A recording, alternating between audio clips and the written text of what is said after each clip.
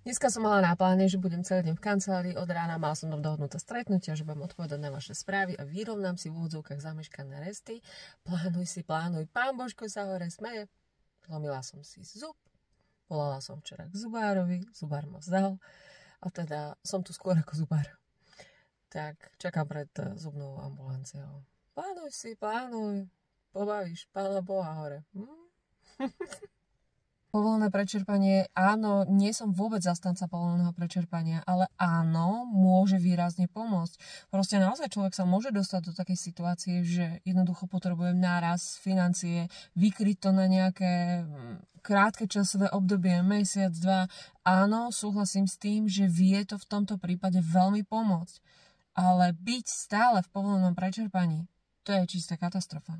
Stále nie. Ak využívate kreditnú kartu v rámci teda nejakého posudzovania hypotekárneho úveru, ak je tá kreditná karta využívaná a v podstate pravidelne splácaná, nie je to nejaký mínusový pohľad, poviem na človeka, vyslovene to nehádže nejaký mínusový pohľad, lebo je to používané a pravidelne splácané, ale aj ak máte kreditnú kartu a nie je vyčerpaná, hej, mám limit na kreditnej karte 1000 eur, ale tých 1000 eur tam stále je, že ju vôbec nečerpám. V prípade žiadosti o hypotekárny úver budú počítať, ako keby bola tá kreditná karta celá prečerpaná. Teda o to bude človek môcť si zobrať nižší hypotekárny úver. Čo sa týka výstavby, nehnuteľnosti a žiadosti o hypotekárny úver, áno, banka naozaj vyžaduje, aby ste do určitého času skolaudovali nehnuteľnosť, ale zvyčajne vo väčšine prípadov sa banky odvolávajú, alebo teda ten termín vám určujú podľa platnosti vášho stavebného povolenia. Teda banka chce, aby ste skolaudovali zvyčajne dovtedy, dokedy máte platné stavebné povolenie. Ak náhodou dovtedy neskolaudujete, lebo proste problém s výstavbou dlhšie trvá, ako ste plánovali, treba si zájsť a požiadať o predĺženie stavebného povolenia. Toto predĺženie stavebného povolenia ukážete v banke, že halo, oni mi to predĺžili a tým pádom aj banka vám posunie tú lehotu, dokedy musíte skolaudovať. Daňové priznanie vám nespravím, to by vyzeralo, keby som vám ja robila daňové priznanie. Nie som účtovníčka, naozaj na vytvorenie daňového priznania musíte si nájsť nejakú šikovnú účtovníčku. Ja z daňového priznania viem vypočítať, aká vám vyjde hypotéka, ako vám budú akceptovať príjem. To áno, ale spraviť daňové priznanie nie. Ja sama som živnostník a sama mám veľmi dobrú a šikovnú účtovníčku. Týmto ju pozdravujem.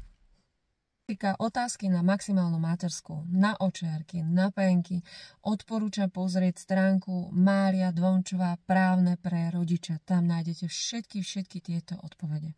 Popozerajte, pani Dvončová je aj na Facebooku, je aj na Instagrame. Ja vám tu dám link, budem sa snažiť dať niekde k tomuto videu, do textu dať link.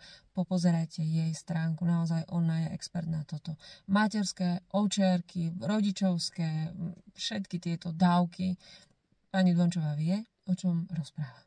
No vyslovene reality naozaj nerobím, na to by som fakt včas nemala, ale mám veľmi dobrú spoluprácu. Momentálne aj na východe je tam jeden nádherný developerský projekt Rodinné domčeky a som tam teda v kontakte aj s realiťakmi, lebo ja teda zastrešujem v rámci hypoték, hej, nie v rámci realit, za ktorými teda naozaj viem si stáť, lebo už som s nimi riešila niekoľko hypotekárnych úverov v rámci teda kúpy a predaja, takže ak potrebujete predať nehnuteľnosť alebo kúpiť nehnuteľnosť alebo naozaj vysnívaný rodinný domček, napríklad z tohto konkrétneho developerského projektu by ste si chceli pozrieť, tak mi kľudne napíšte do správy a ja už vám posuniem kontakt na tú pravú osobu. Takže sprostredkovať vám niekoho šikovného viem, ale vyslovene ja reality nerobím.